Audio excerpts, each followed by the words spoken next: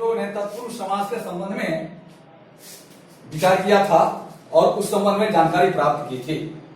आज उससे आगे तत्पुरुष समास के तीन भेद कर्मधारय, द्विगु, नय, ये तत्पुरुष समास के तीन भेद कहलाते हैं।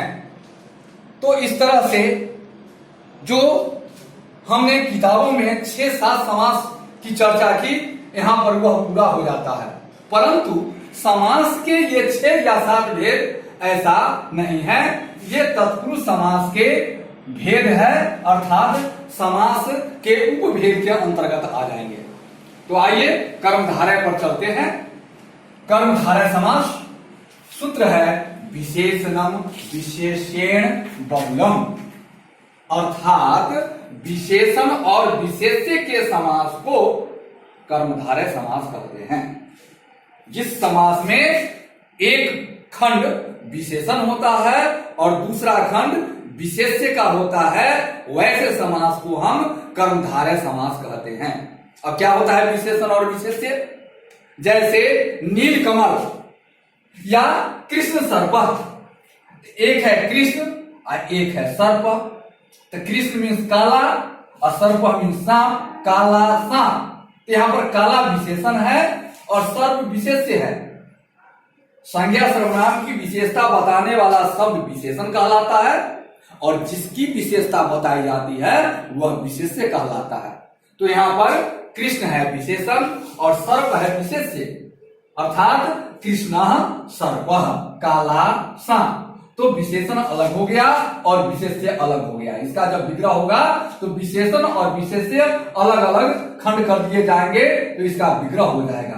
तो कृष्ण सर्प अर्थात कृष्ण सर्प। श्वेत कमलम, एक पद है श्वेत और एक पद है कमलम। श्वेतम कमलम, श्वेतम कमलम, यह श्वेत कमलम का विग्रह है। नील गगनम, नीलम अर्थात नीला, गगनम मीन्स आकाश, नीला आकाश। तो इसका विग्रह है नीलम गगनम अर्थात नील गगनम। महापुरुष, महापुरुष अर्थात महान पुरुष। तो महान विशेषण है और पुरुष विशेष्य है। तो इस तरह से महान पुरुष, इसमें एक पद आ गया बीच में चासौ। चासौ का अर्थ होता है च जोर असौ, अर्थात है जो।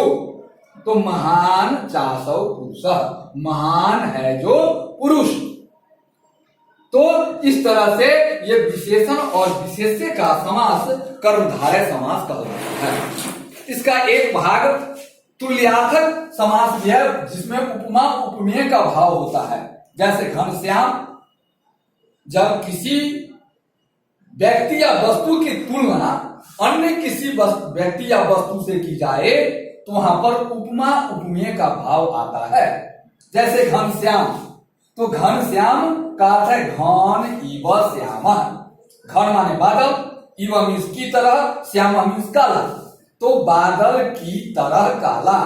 तो किसी व्यक्ति की तुलना बादल से की गई। जो व्यक्ति बादल के समान काला है वह है घनश्याम। तो यहाँ पर जब तुलना की गई तो उस तुलना के अर्थ में वहां उपमा उपमेय भाव का कर्मधारय समास होता है, वह भी कर्मधारय समास ही है। तो इस तरह से कर्मधारय समास का विस्तृत भाग है।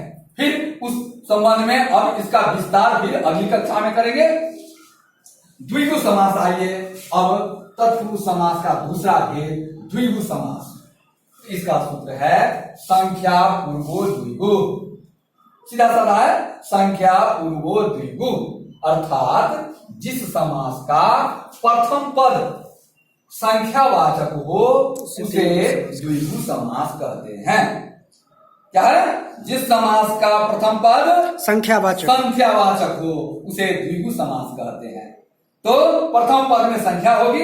यहां आइए देख लीजिए उदाहरण में पंचवटी, प्रथम खंड में संख्या है ना, पंचवटी अर्थात 5 बटों का समाहार। बट मीन्स बरगद का पेड़। तो पंचानाम बटानाम समाहार, पंचानाम वटानाम समाहार। अर्थात 5 बरगदों का समूह।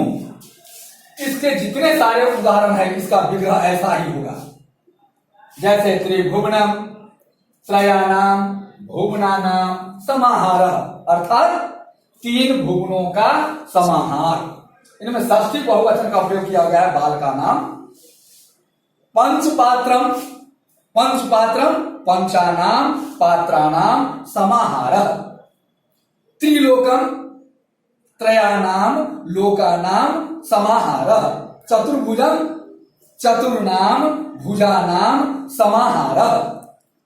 त्रिवेदी भी होगा क्या? त्रयाणाम वेदानाम समाहारः त्रिवेदम।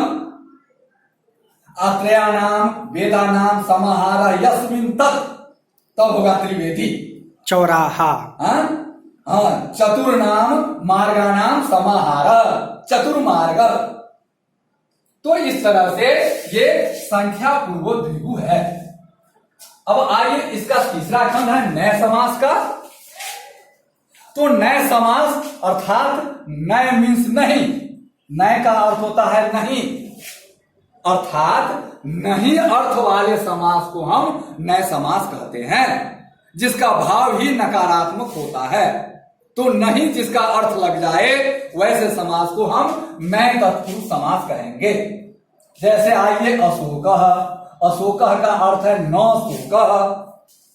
अनंतः, अनंत अर्थात न अंतः, जिसका अंत नहीं, अनंत है।